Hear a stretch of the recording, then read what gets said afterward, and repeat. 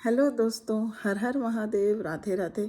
चलिए एक बार फिर मैं आपके सामने एक नए टॉपिक लेकर प्रेजेंट हुई हूँ, जिसमें हम कुछ common unfavourable attitudes towards an unborn child जान सकते हैं कि एक अजन्मे बच्चे के प्रति कुछ निगेटिव या अनफेवरेबल एटीट्यूड सिग्निफिकेंट पीपल्स के मन में क्यों डेवलप हो जाते हैं, जैसे कि parents, grand parents, siblings, neighbours, other family members के प्रति क्यों और किस कारणों से डेवलप हो जाते हैं during the prenatal period.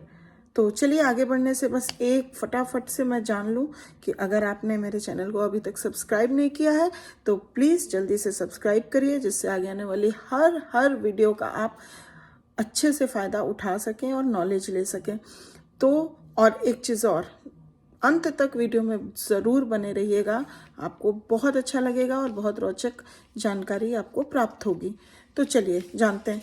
तो कुछ कॉमन जो अनफेवरेबल एटीट्यूड्स डेवलप होते हैं just because not wanting the child at the particular time, preference for a child of a particular sex, dream child concept, not wanting child of multiple birth, wanting to have a miscarriage or an abortion, and scorn for the child.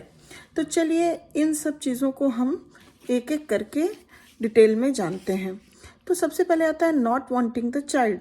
The mother may not want the child just because it is illegitimate, it will interfere with her career, it will tie her down, or she is already overworked caring for the other children. तो इन कारणों से एक mother बच्चा नहीं चाह पाती है, तो उसके मन में अनफेवरेबल एटीट्यूड डेवलप हो सकता है अगर वो मदर बनने जा रही है। तो the father may not want the child because he does not want to be forced to marry the mother because of the financial burden the child will represent. He does not want to be tied down, वो भी बंधना नहीं चाहता है. He does not want his wife to be preoccupied with the child care, कि बच्चे में ही वो माँ जो है वो उलझी रहे, वाइफ उलझी रहे और उसको उस वजह से उसको निग्लेक्शन फील होती है और मतलब वाइफ जो है हस्बैंड को निग्लेक्ट करने लगती है because of she is every time pre occupied with the child. तो ये कुछ कारण है जिस वजह से एक फादर जो है वो बच्चा नहीं चाहता है और अगर होने लगता है तो उसके मन में कुछ अनफेवरेबल एटीट्यूड डेवलप हो सकते हैं। सिबलिंग्स, अगर हम सिबलिंग्स को देखें तो वो क्यों नहीं चाहते हैं? Because they recent the restrictions a baby will place on their activities. They do not want to share their possessions or their mother's time and attention with the new baby. तो ये कुछ कारण हैं जिससे अनफेवरेबल एटीट्यूड डेवलप हो सकते हैं। दूसरी बात आती है not wanting the child at this time. It means now. Not wanting the child at this time means कि not now, I am not prepare to be a mother or to be a father because it will interfere with their educational and vocational plans. They feel they are too young. वो बहुत अपने आप को सोचते हैं कि अभी हम बहुत young हैं and inexperienced हैं to care for a child. They cannot afford it. They do not want to assume parental responsibility so soon. उनको लगता है कि अभी inadequacy है to become a parent. Grandparents may also feel that the young couple cannot afford the baby and may fear that they will have to provide financial and other help to them. That's why some kind of unfavorable attitudes develop in the grandparents also. Now next comes the preference for a child of a particular sex. The father and the grandparents usually want the firstborn child to be a boy. If there are already boys in the family, then they want to be a girl. The mother may want a boy to please her husband, or she may prefer a girl who she feels will be more of a companion to her. Siblings generally prefer a child of their own sex, whom they regard as more likely to be a playmate. तो सब अपने अपने हिसाब से sex preference रखते हैं और अगर इन केस वैसा नहीं हो पाता है तो उनके अंदर एक unfavourable attitudes towards the child develop हो सकता है।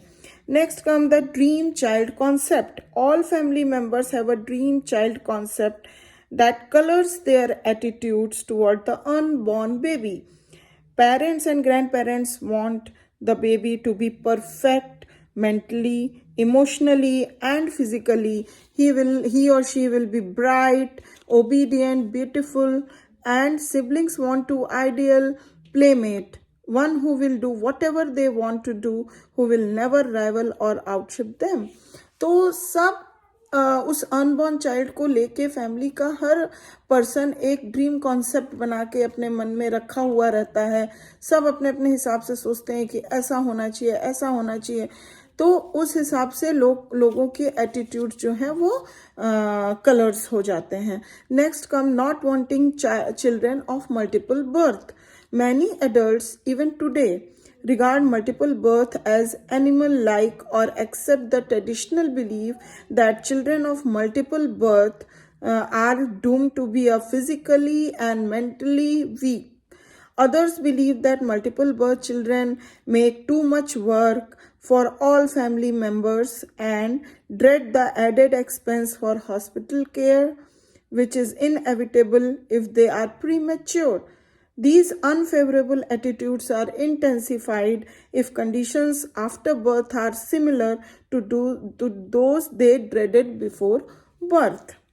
Next come wanting to have a miscarriage or an abortion. When a baby is unwanted, regardless of the reason, some women hope they will have a miscarriage or they plan an abortion. If the developing baby's life is ended either by miscarriage or abortion, women often feel guilty about this, and this unfavorable attitude comes over to any children they may have in the future. Should they decide against an abortion or should there be no miscarriage, they may feel guilty and express their guilt in overprotectiveness and overindulgence of the child they had hoped not to have. Now, last but not the least, scorn for the child. Relatives, friends of the family, and neighbors may have an unfavorable attitude toward the child because it is illegitimate, because of some stigma in the lives of one or both parents, or because it is the child of an interracial or interreligious marriage. अगर एक बच्चा inter religious या inter caste marriage में हुआ है तो उसके प्रति भी लोगों की कुछ धारणाएं, एटीट्यूड्स डेवलप हो जाते हैं अनफेवरेबल वे में. As a result the parents में become defensive and treat the child in an over protective और over indulgent way to compensate for this unfavourable attitudes. और मे बी कभी कभी ऐसा भी होता है कि they may reject the child because they feel embarrassed and ashamed. So these are some of the conditions which develop the unfavorable attitudes towards the unborn child. तो मैं आशा करती हूँ कि इससे आपको बहुत कुछ जानकारी प्राप्त हुई होगी. तो please thank you very much to watch my video, और प्लीज़ लाइक ज़रूर करिए, हो सके तो शेयर भी करिए, और सब्सक्राइब करना तो बनता है. तो चलिए मैं अब नेक्स्ट वीडियो में और भी अच्छी रोचक जानकारी लेके आपके सामने उपस्थित होंगी. तब तक के लिए बाय बाय, टेक केयर.